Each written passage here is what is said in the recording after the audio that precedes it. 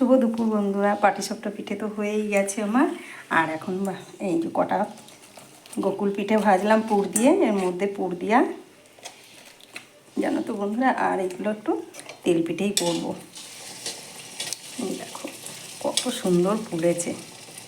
একটু নারকোল, চিনি, তারপরে একটু গোবিন্দভোগ চাল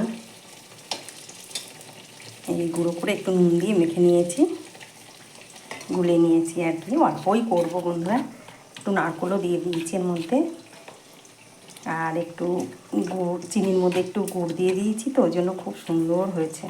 কালারটা কত সুন্দর হয়েছে দেখো। আর পিঠেগুলোও কিন্তু খুব ফুলছে।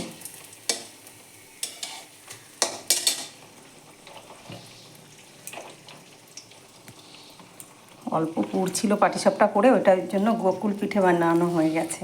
এই দেখো পুর ভরা একদম। এই দেখো পুর দিয়ে একদম। এগুলো হচ্ছে গোকুল পিঠে হয়েছে 5টা, আর কটা ভাজা পিঠে করে নেবো এই কটা। আর পুরটা আমার ছিল না, ওই জন্য।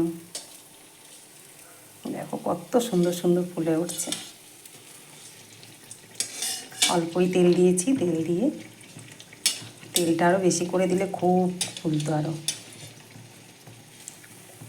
ওই ভাজা তেলটা বন্ধুরা থেকে যায়, তো ওই জন্য অল্প অল্প তেল দিয়েই আমি পিঠেটা করে নিচ্ছি।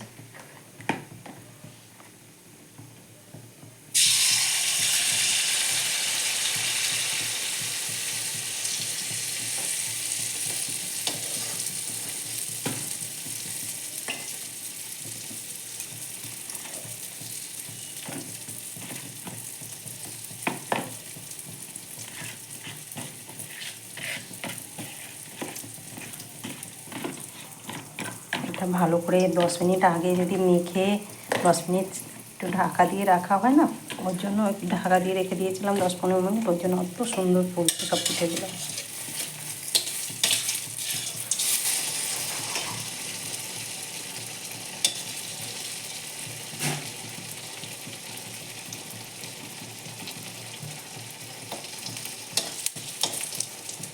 মনে হচ্ছে সব ছেড়েছি তেলে।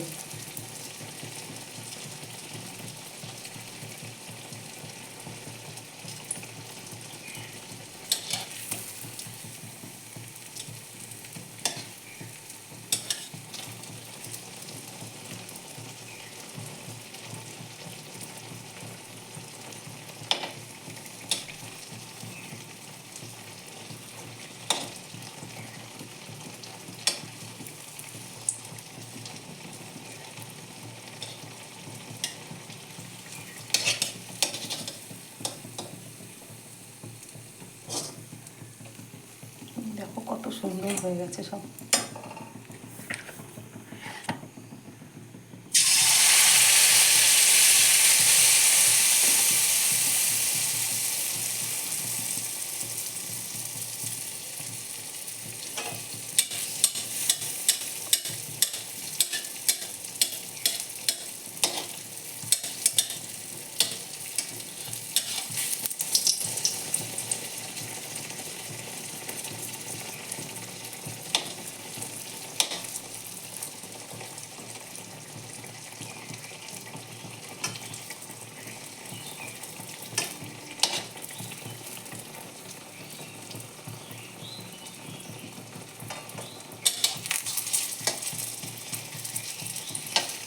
অল্প তেল দিলে কী হবে বন্ধুরা, খুব সুন্দর ফুলছে, তোমরা তো দেখতেই পাচ্ছ।